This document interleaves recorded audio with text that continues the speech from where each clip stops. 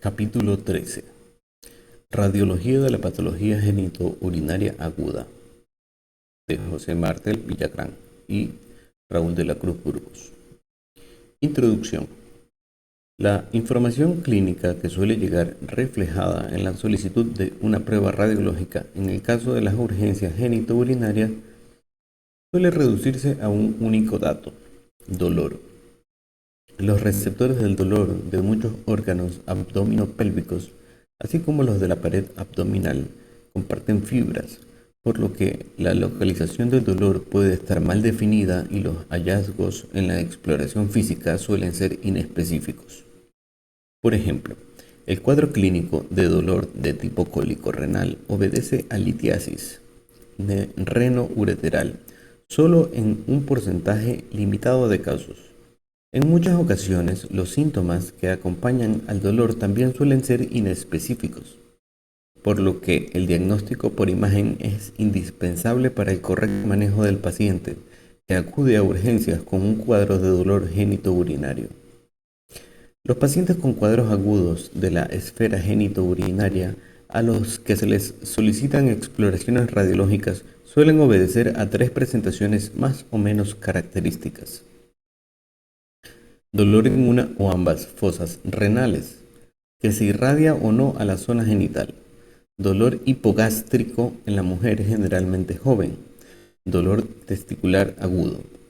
A continuación, revisamos cuál debería ser la aproximación radiológica de estos pacientes y cuáles son los principales hallazgos en las pruebas de imagen. Paciente con dolor en el flanco, posible origen urinario. El dolor en el flanco, dolor cólico o cólico renal, es un cuadro clínico que se caracteriza por la presencia de dolor intenso y espasmódico que se incrementa hasta alcanzar un pico de máxima intensidad y posteriormente se alivia tras volver a exacerbarse. En ocasiones el dolor se irradia hacia la región pélvica y a los genitales. Dado que la primera causa de este cuadro clínico es la obstrucción de las vías urinarias por la presencia de un cálculo, nuestros esfuerzos y habilidades deben ir encaminados a demostrar la litiasis, determinar su tamaño y localización e identificar posibles complicaciones. Para ello resulta evidente la primera prueba que hay que realizar es la radiografía simple de abdomen, con la que podemos visualizar la litiasis hasta en un 60% de los casos, aunque nuestra experiencia personal reduce ese porcentaje al 51% de los casos. Si con la RSA podemos determinar el tamaño de la litiasis y su localización, no sería necesario realizar más pruebas, ya que estos dos factores son los más importantes para saber qué curso seguirá la litiasis. Si el tamaño es inferior a 4 milímetros, el 90% serán expulsadas de forma espontánea, mientras que solo ocurrirá en el 50% de los casos en las que midan 5 a 7 milímetros. Será excepcional que suceda en las de un tamaño superior a los 8 milímetros. Otro importante aspecto que se debe considerar es la localización, ya que las ubicadas en la unión uretero-vesical pasan a la vejiga sin necesidad de intervención urológica en unos porcentajes que rondan el 90%.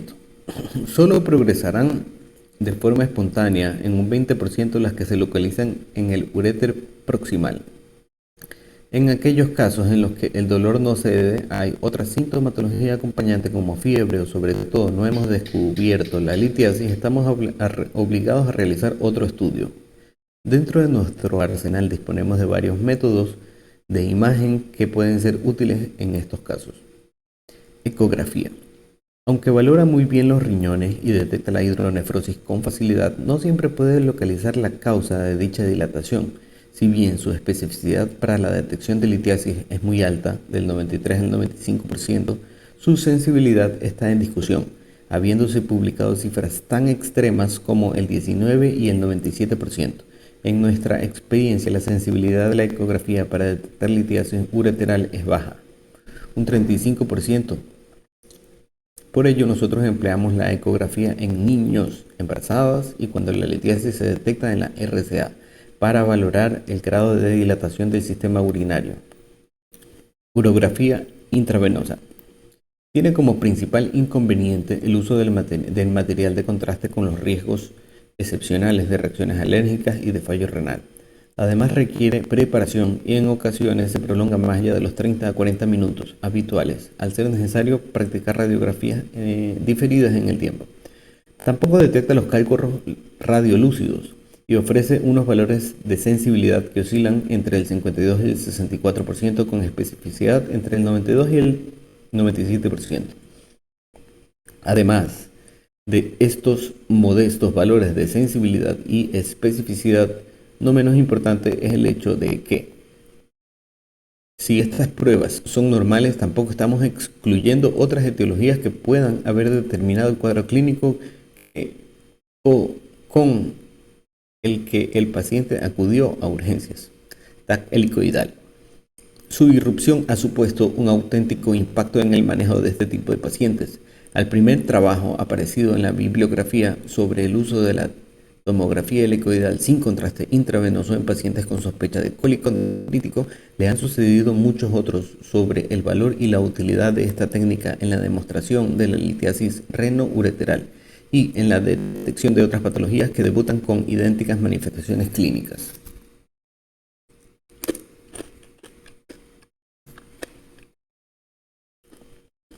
Semiología radiológica. Litiasis.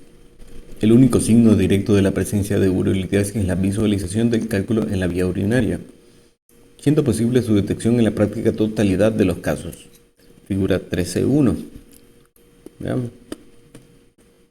Aquí vemos una tomografía, un cálculo en el uréter, en la unión uretero-vesical derecho.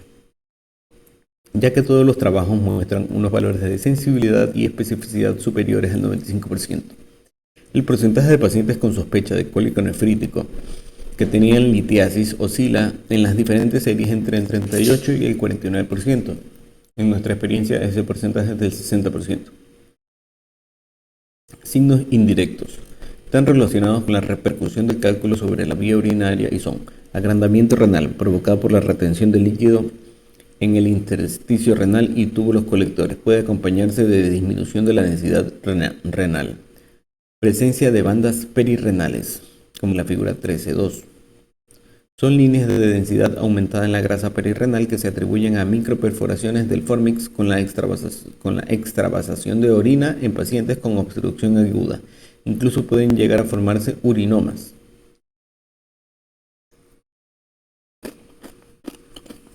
Hidronefrosis.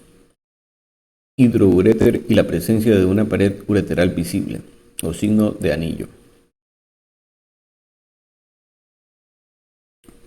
Otras patologías.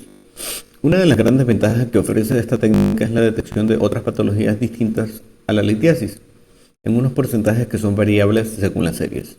Un 26% de nuestros pacientes presentaban diagnósticos alternativos. Las patologías más frecuentemente diagnosticadas son las de origen urológico, sobre todo la pielonefritis, pero también cuadros como el infarto renal, las de origen digestivo como la apendicitis o la diverticulitis y la patología ginecológica, desde quistes foliculares rotos hasta grandes miomas.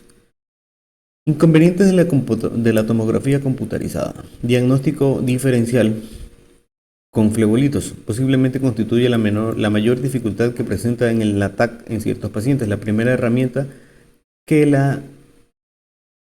con la que disponemos para ello es la de visualizar el estudio en modo cine, con lo que podemos seguir el trayecto uretral. Un hallazgo que sugiere litiasis en la presencia del signo del anillo. Por su parte, el signo del cometa, visualización adyacente a la calcificación de una vena no calcificada, es propio de los flebollitos, así como la existencia de un doble pico en el análisis espectral, representación de la diferente densidad cálcica que tiene el flebolito, aunque este signo resulta escasamente fiable y no se emplea de forma rutinaria. Coste. Aunque pueda parecer paradójico en la mayoría de las instituciones, el coste de una TAC sin contraste es similar al de una IV. Y además, según el estudio de Pfister, los costes indirectos resultan claramente inferiores. En este mismo sentido, nos encontramos con que CERAM en su catálogo de prestaciones fija una tomografía multicorte para el estudio de cólico renal un número de unidades relativas de valor inferior en más de un 50% a la de una pielografía intravenosa. Radiación. La mayoría de los autores consideran que no es un factor capital, ya que la dosis de entrada en la piel para un ataque helicoidal es de 3 a 5 rads, mientras que para cada radiografía realizada con una pielografía intravenosa es de 0,3 rads. Hay autores que propugan realizar los estudios con bajas intensidades a 60 miliamperios por segundo, pero no hay consenso a este respecto. En cualquier caso, la mejor forma de reducir las radiaciones es eliminar las pruebas innecesarias, por lo que solo habrá que realizar la TAC en pacientes con dolor complicado.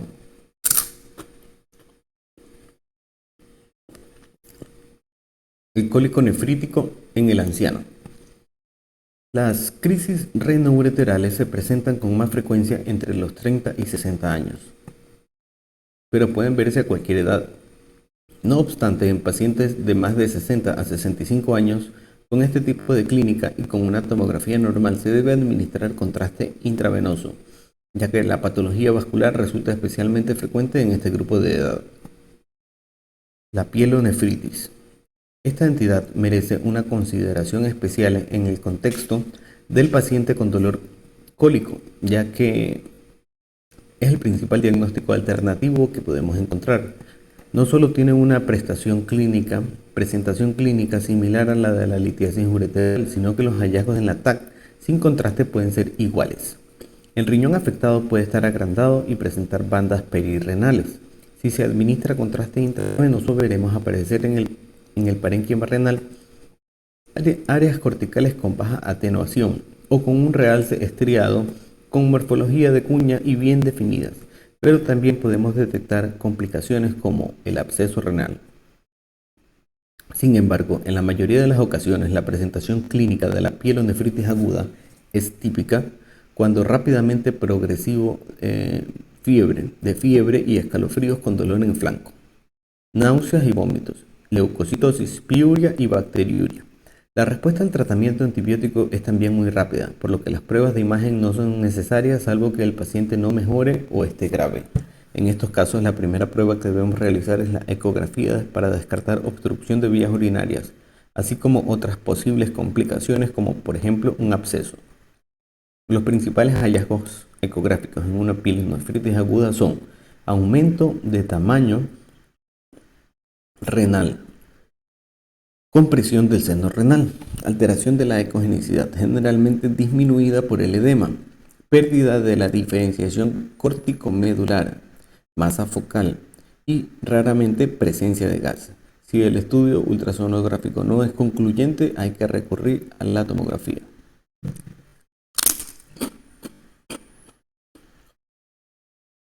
La patología ginecológica urgente.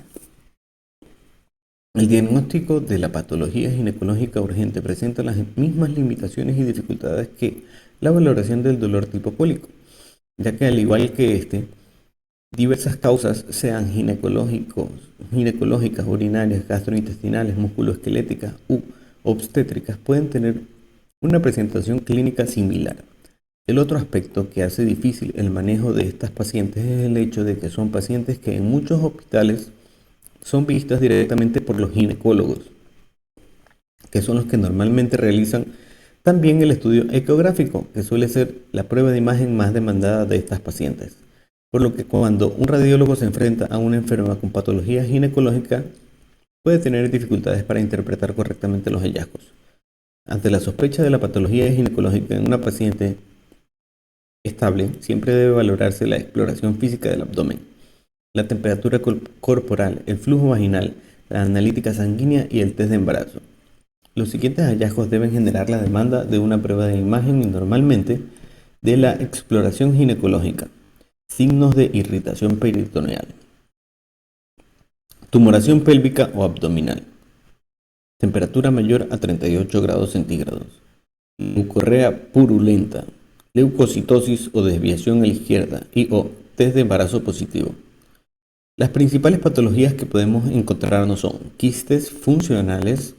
Los quistes foliculares son los más frecuentes. Rara vez son mayores que 8 centímetros y suelen resolverse en 4 a 8 semanas. En general son asintomáticos. Los quistes del cuerpo lúteo son más propensos a dar clínica por hemorragia interna y rotura. Cuando se produce la rotura y el sangrado, además del quiste que presenta sus ecos internos, podemos ver líquido libre en el fondo de saco de Douglas. Hay que tener cuidado porque el sangrado puede parecer muy hipoecogénico tanto en el interior del quiste como en el fondo de saco. Quistes tecaluteínicos. Se asocian a niveles altos de gonadotropina coriónica humana y por tanto se ven en pacientes con enfermedad trofoblástica estacional y en el síndrome de hiperestimulación ovárica. Los quistes son bilaterales, multiloculares y grandes. Pueden sufrir hemorragia, rotura y torsión. En ocasiones estos hallazgos pueden visualizarse con tomografía, ya sea porque fue la técnica radiológica inicialmente solicitada al no sospechar patología ginecológica o porque los hallazgos ecográficos no eran concluyentes. Los quistes hemorrágicos pueden presentar áreas hiperdensas en su interior, a veces con nivel líquido-líquido, una pared fina que puede captar contraste y líquido libre en el fondo de saco que suele presentar características que sugieren su origen hemorrágico. Endometriomas. Son masas quísticas con ecos internos difusamente homogéneos. Raramente cursan con dolor agudo, pero pueden ser indistinguibles de un quiste hemorrágico. En la TAC pueden tener apariencia variable, desde sólidos hasta completamente quísticos, e incluso aparecer como masas complejas que pueden confundirse con masas tumorales. Masas anexiales. A veces los tumores ováricos provocan un cuadro de abdomen agudo por alguna complicación asociada, como sangrado, torsión, dilatación del uréter, etc. Torsión ovárica. Se sospecha ante un ovario grande, puede aumentar hasta 3 veces su tamaño con folículos prominentes en su periferia, líquido libre peritoneal y estudio Doppler anómalo. En muchas ocasiones se relaciona con un tumor, especialmente el teratoma. Si hacemos un TAC, veremos un ovario agrandado desplazando de su localización normal, obliterando los planos grasos, desviando el uréter hacia el lado afectado y ascitis. Tras administrar contraste intravenoso puede verse el pedículo vascular dilatado y un ovario que no realza. A veces se observa una discreta captación. Enfermedad inflamatoria pélvica. Normalmente se manifiesta en forma de abscesos tubo-ováricos que aparecen como trompas dilatadas que pueden tener tabiques que reflejan el contenido purulento. Mioma. No es habitual que debuten con dolor, pero puede ocurrir si comprimen un uréter o sobre todo si sufren degeneración hialina. En este caso se observan en el interior del mioma áreas quísticas más o menos extensas y de contornos irregulares. Embarazo ectópico. Los hallazgos son variados, pero lo más habitual es que veamos un endometrio engrosado e hiperecoico y una vesícula gestacional con o sin embrión en la región tubular. El 98% de los embarazos ectópicos se localizan en las trompas y puede existir hemoperitoneo. Dolor escrotal agudo. La ecografía a escala de grises y con Doppler color es la técnica de imagen indicada en los pacientes con dolor escrotal agudo. Nuestro cometido en los pacientes debe ser diferenciar entre la torsión, que es una urgencia quirúrgica, y otras patologías fundamentalmente la orquiepididimitis. Los síntomas característicos de torsión testicular, como dolor agudo que no cede con la elevación del testículo, hemiescroto inflamado, reflejo cremastérico ausente, dolor abdominal, náuseas y testículo fijo, rotado y en posición alta, pueden ser simulados por la orquiepididimitis. De hecho, si nos basamos únicamente en la exploración clínica, se producirá hasta un 50% de falsos positivos de torsión testicular, lo que llevará a exploraciones quirúrgicas innecesarias. También hay que tener en cuenta que es un diagnóstico de urgencia inmediata. La tasa de testículos viables en los pacientes con torsión testicular depende en gran medida del tiempo transcurrido desde la instauración de los síntomas hasta la cirugía. Si bien en las primeras 6 horas el testículo será salvable en un 100% de los pacientes, posteriormente esta frecuencia baja, siendo tan solo del 20% a las 24 horas. El estudio ecográfico en modo B es inespecífico en el diagnóstico de torsión. En fases iniciales, el testículo no muestra alteraciones, siendo frecuente en fases tardías un aumento del tamaño y alteración de su ecogenicidad. La apariencia ecográfica normal indica una muy probable viabilidad testicular. Por tanto, es fundamental el estudio Doppler. Aunque el Doppler color puede detectar en la mayor parte de los pacientes el flujo intratesticular, el Power Doppler tiene mayor sensibilidad cuando hay flujo bajo. El Power Doppler tiene mayor sensibilidad cuando hay flujo bajo. Fundamentalmente en niños antes de la pubertad, la presencia de perfusión testicular durante el estudio no excluye totalmente la posibilidad de torsión, dado que hay casos de torsión incompleta o transitoria. En estos casos, el estudio del espectro Doppler puede ayudar a demostrar anomalías, fundamentalmente asimetrías, aumento de resistencias o disminución de las velocidades del flujo. También debemos explorar el cordón espermático, en el que podemos localizar con frecuencia un engrosamiento e irregularidad de la zona de torsión. La torsión de un apéndice testicular o epidimario es un cuadro diferente en el que debe hacerse un tratamiento conservador. Debemos sugerirla cuando se vea una masa circular con ecogenicidad variable adyacente al testículo o epididimo, sin alteraciones en el flujo testicular. La epididimitis, orquiepididimitis, es la causa más común de dolor escrotal agudo en adolescentes y adultos.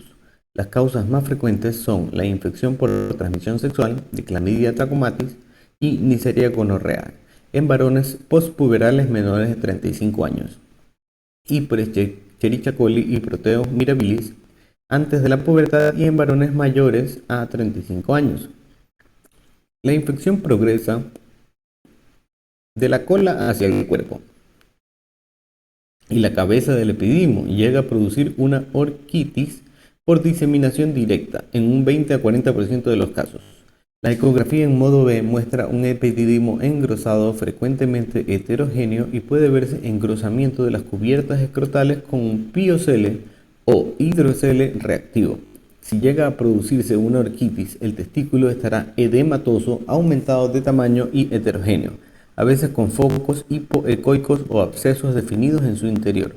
Estos cambios a veces son difíciles de diferenciar de una neoformación primaria. El Doppler puede demostrar el aumento en el flujo epididimario o intratesticular, frecuentemente con baja resistencia arterial y flujo venoso aumentado. Este último es difícil de ver en testículos normales. La orquitis en ocasiones es primaria, fundamentalmente por paperas, sin epididimitis asociada. Resulta bilateral en el 35% de los casos. A veces esta patología inflamatoria se limita a las cubiertas escrotales, celulitis escrotal, cuadro más frecuente en obesos, diabéticos o pacientes inmunocomprometidos. Estas estarán engrosadas y con aumento de flujo, y puede llegar a formarse un absceso escrotal. Cuando se ve gas en las cubiertas, se debe sugerir la posibilidad de gangrena de Fournier. Se trata de una fascitis perineal de causa polimicrobiana con endarteritis obliterativa asociada. Es una urgencia urológica con una mortalidad de hasta el 75% de los casos. Tampoco es excepcional en pacientes remitidos por dolor escrotal agudo encontrar otro tipo de patologías, como varicoceles, hernias inguinales, tumores testiculares, etc., siendo relativamente fácil su diagnóstico ecográfico.